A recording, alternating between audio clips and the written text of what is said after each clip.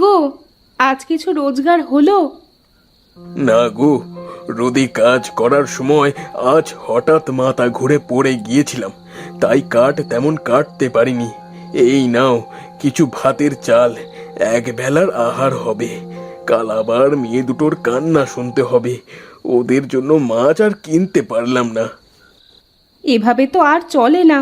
সৃষ্টিকর্তা কি আমাদের দিকে একটু মুখ তুলে চাইবেন না? তা সৃষ্টিকর্তাই ভালো জানেন।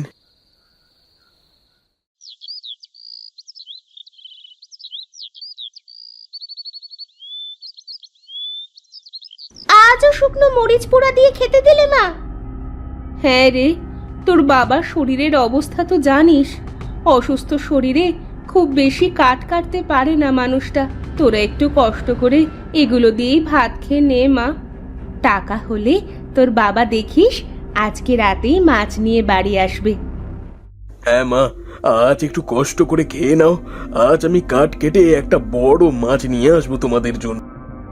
প্রতিদিনই তোমরা আমাকে এক গল্প শোনাও। খাও তোমরা মরিচ পোড়া দিয়ে ভাত, আমি খাবো না। এই বোন শোন, যাস নে। হায় রে, মেয়েটা না খেয়েই বেরিয়ে গেল। বাবা মা, তোমরা খাও, আমি দেখছি বোন কোথায় গেল।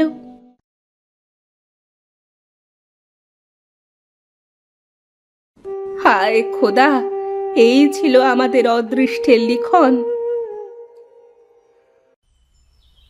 খাবারের সাথে রাগ করতে নেই বোন, বাড়ি চল। আমি পারছি না আপা, রোজ মরিচ কচলে ভাত খেতে খেতে আমার ভেতরটা একেবারে জ্বলে গেছে। জানিস, খাবারের কারণে আজকাল আমার শরীরেও অনেক সমস্যা দেখা দিচ্ছে। এভাবে আমি আর খেতে পারছি না আপা।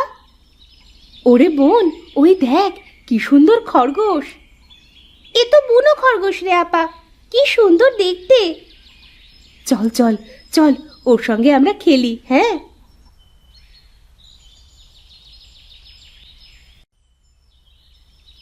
এই দাঁড়া দাঁড়া, ধর ধর বেটাকে ধর। আরে বেচারা খুব ভয় পেয়েছে, তাই অমন লাফিয়ে লাফিয়ে পালিয়ে গেল। ওদিকে দেখ আপা, গাছে কত পেয়ারা ধরেছে। তাই তো, চল আমরা পেয়ারা খেয়ে খিদে কমাই।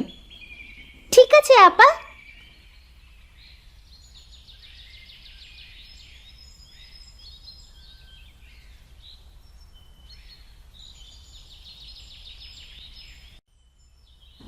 আহ, পেয়ারাগুলো কি মজার ছিল। হ্যাঁ, অনেক দিন পর তৃপ্তি নিয়ে খেলাম। আজ রোদের তেজটাও বড্ড বেশি রে। আয়, আমরা ওই গাছের ছায়ায় শুয়ে জিরিয়ে নিই, রোদ পড়লে চলে যাব।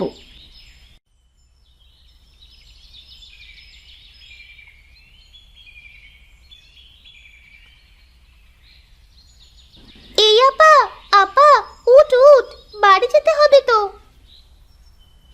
এ কি, সন্ধে যে ঘনিয়ে এলো, আমাকে ডাকিসনি কেন? ও মা গো, ও বাবা গো, আপা ওইদিকে চেয়ে দেখ, একটা নেউল সাপকে কিভাবে মারছে। এমন চলতে থাকলে তো সাপটা মারা যাবে রে বোন। তাহলে এখন উপায়? চল আমরা সাপটাকে বাঁচাই। ওখান থেকে একটা লাঠি নিই হাতে, আর আঘাত কর বজ্জাত নেউলটাকে। দাঁড়া হতচ্ছাড়া নেউল, আজকে তোর হচ্ছে।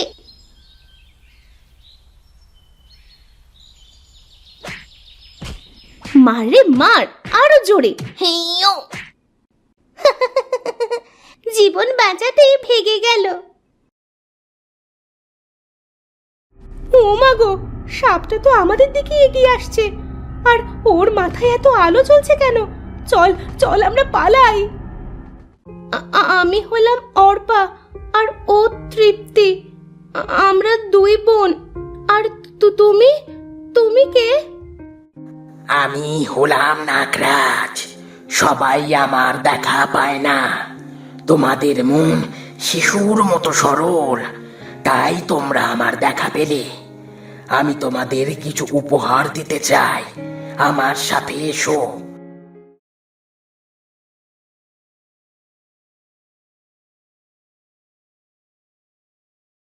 ভয় পেও না, এখানের গোল পাতাগুলো সরালেই পাবে অজস্র সোনার মোহর। তোমাদের যতটা প্রয়োজন নিতে পারো। ও মা, এখানে তো অনেক মোহর আছে রে আপা। আমি এখান থেকে একটা মোহর নিয়ে যাচ্ছি নাগরাজ। আমার ছোট বোনটার মাছ খাওয়ার খুব ইচ্ছে। এই মোহর বিক্রি করে আমি ওর সেই ইচ্ছে পূরণ করব। হ্যাঁ নাগরাজ, তাছাড়া আমরা আর মোহর চাই না। তোমরা দুই বোন সত্যি খুব ভালো। আমি তোমাদের সততায় ভীষণ খুশি হলাম। এখন থেকে রোজ একটা করে মোহর তোমরা এখানে এসে নিয়ে যাবে।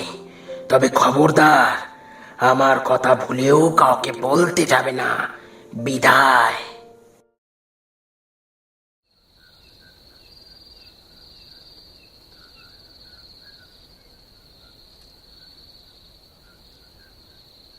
মা, মাগো, কই গেলে?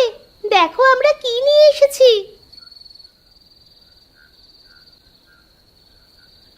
ও মা, এতগুলো মাছ কে দিল এসব তোদের? কে দেবে আবার? সকাল থেকে বাড়ি নেই, নিশ্চয়ই দুটিতে মিলে দূরের শীতলক্ষা নদীতে মাছ ধরতে গিয়েছিল। মারে, আর কখনো এমন করিস না। আমরা কত চিন্তায় ছিলাম জানিস। হয়েছে, এবার মাছগুলো নিয়ে কেটে রান্না করো। মেয়ে দুটো আমার সারাটা দিন না খেয়ে আছে।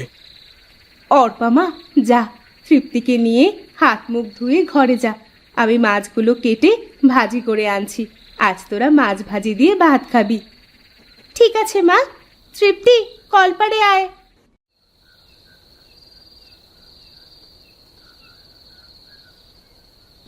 আপারে, আজ কতদিন পর এমন পেট পুড়ে খেয়েছি বলতো।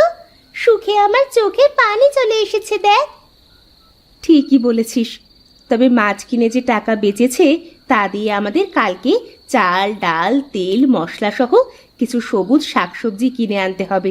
বাবা এত কষ্ট করে, এখন থেকে ওনার কষ্টটা একটু কম হবে, কি বল? হ্যাঁ রে আপা, তার বলতে। সোহেল ভাই, রুবেলের বাড়ি থেকে আজ ভাজা মাছের গন্ধ আসছে। ব্যাপারখানে কি? চুরি করতে করতে তোর মাথাটা একেবারে বিগড়ে গেছে রুবেল, তাই এমন উদ্ভট কথা বলছিস। নুন আনতে পান্তা ফোড়ায় লোকের বাড়িতে আবার মাছ ভাজা খাবে, হয়েছে তাহলে? কি জানি, মনের ভুলও হতে পারে। চলো, পা চালাও। আজ কাজলের বাড়ির দুধের গাভীটা চুরি করতে হবে।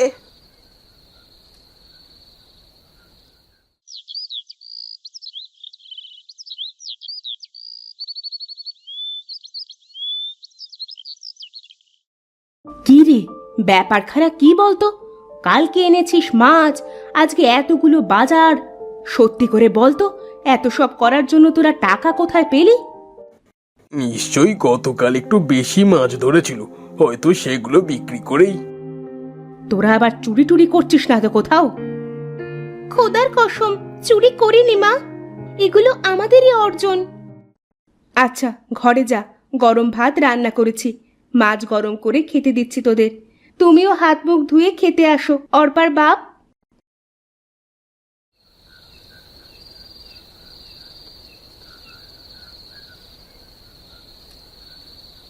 সোহেল ভাই শোনো, আজ আবারও ভাজা মাছের গন্ধ নাকে আসছে। সে তো আমার নাকেও আসছে, কিন্তু দিনমজুরের বাড়িতে পরপর 2 দিন মাছ ভাজি খাচ্ছে। বিষয়টা তো সুবিধের মনে হচ্ছে না। চলো তো দেখি, জানালা দিয়ে কিছু দেখা যায় কিনা।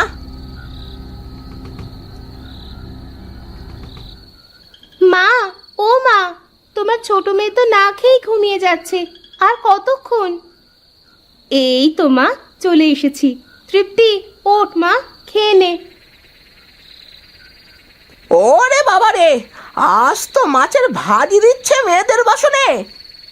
নিশ্চয়ই এর পেছনে কোনো রহস্য আছে, আমাদের সেটা খুঁজে বের করতেই হবে। মা, কোথায় তুমি? আমরা গেলাম। সাবধানে যাস মা, আসার সময় মনে করে কয়টা পেয়ারা নিয়ে আসিস। তোর বাবার খুব পেয়ারা খেতে ইচ্ছে করছে। ঠিক আছে মা।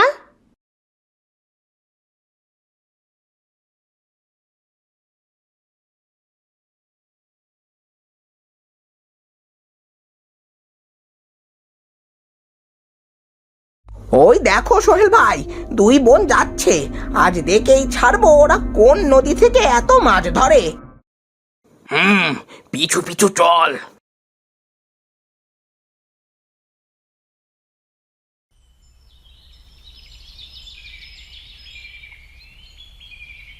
এ কি, এরা রাস্তা ছেড়ে জঙ্গলের দিকে যাচ্ছে কেন? কোথায় যাচ্ছে ওরা?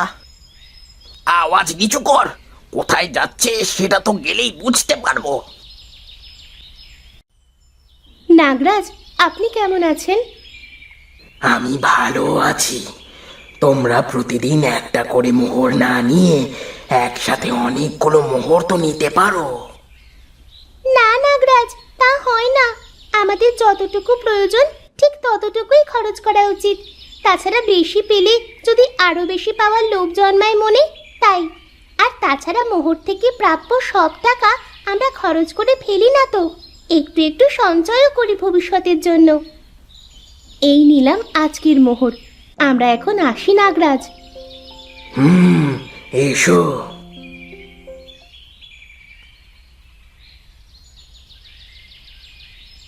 ও, এই তাহলে আসল গল্প। ওরে রুবেল, আমাদের তো গুপ্তধন হাত ছানি দিয়ে ডাকছে। এখন শুরু হবে মহা ধামাকা। চুরি করবে? পাহারাদার যে একটা সাপ। আরে রাখ তোর সাপের গল্প, মেয়ে দুটো চলে গেছে, এক্ষুনি চল। সোহেল ভাই, যদি কামড় দিতে আসে?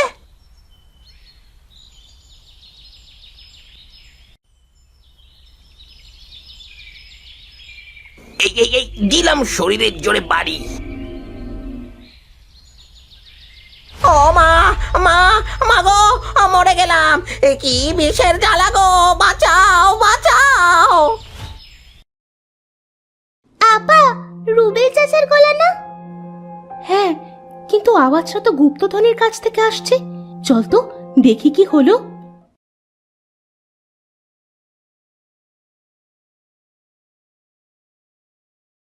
একি আপা, ওদের শরীর যে পুরো নীল হয়ে গেছে। হায় খোদা, এ কি সর্বনাশ হয়ে গেল। নাগরাজ, দয়া করে ওদের আপনি ক্ষমা করে দিন, বেঁচে থাকার একটা সুযোগ দিন। না অর্পা, না, এমন মানুষকে দয়া করলে সৃষ্টিকর্তা আমার উপর নারাজ হবেন। ওরা ছিল ভীষণ লোভী, আর লোভীদের পরিণাম একটাই, সেটা হলো মৃত্যু।